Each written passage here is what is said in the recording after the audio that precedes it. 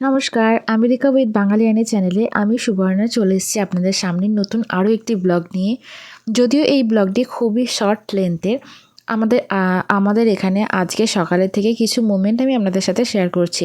প্রথমেই আমি ঘুম থেকে উঠে চলে গেছি আকাশ দেখতে, যে কেমন লাগছে চারপাশটা আর কীরকম ঠান্ডা আছে সেটা ফিল করতে আমি বাইরে চলে গেছিলাম। গিয়ে দেখলাম আকাশটা দেখতে খুবই সুন্দর লাগছে, দেখে যেন মনে হচ্ছে সমুদ্রের ঢেউয়ের মতন পুরো ভাসছে। Good morning. আজকেও সকাল সকাল আমি ঘুরতে বেরিয়ে পড়েছি, কারণ আপনারা তো সবাই জানেন আমি প্রকৃতির প্রেমী একজন। তো সকালে উঠেই দেখলাম যে আকাশটা এরকম হয়েছে, তো আমি এটার ফুল ভিউ দেখার জন্য ওই যে রাস্তা দেখা যাচ্ছে ওই রাস্তার শেষ অবধি যাব, কারণ ওখানে থেকে আমার মনে হয়েছে যে আরও ভিউটা ভালোভাবে দেখা যাবে। তো দেখো, মনে হচ্ছে পুরো সমুদ্রে বিরাজ করছি, কি সুন্দর লাগছে আকাশটা, মেঘ করেছে।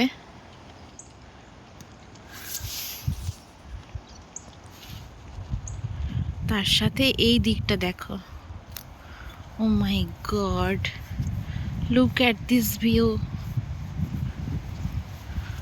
বাইরে থেকে ঘুরে আসার পর আমার মনে হলো যে যেহেতু ক্রিসমাস, সবাই বাড়িতে দেখছি লাইট দিয়ে সাজিয়েছে, তাই আমার কাছে যা লাইট ছিল আমি তাই দিয়ে একটু বাড়িতেই ক্রিসমাস ট্রি বানানোর চেষ্টা করলাম।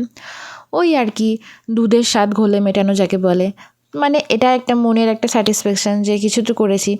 তো যাই হোক, এটা করতে আমার খুব ভালো লাগে। আমার এরকম ছোটো বাচ্চাদের মতন খেলাপাতি নিয়ে আমাকে যদি কেউ খেলতে দেয় সারাদিন, আমার খুব ভালো লাগে। আর বাচ্চাদের সাথে মিশতেও ভালো লাগে, যার জন্য আমি এরকম হারকাতে করে থাকি। তো যাই হোক, কেমন হয়েছে জানাবেন। এটা আমি জাস্ট একটু করলাম যাতে আমার মন ভালো থাকে।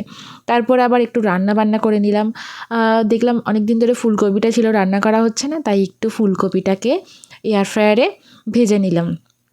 এর জন্য কিছুই না, আমাদের হলুদ গুঁড়ো, জিরে গুঁড়ো আর নুন আর আদা রসুন বাটা আর একটু দই দিয়ে আর সর্ষের তেল বা যে কোনো তেল দিয়ে এটাকে একটু মিশিয়ে নিতে হবে।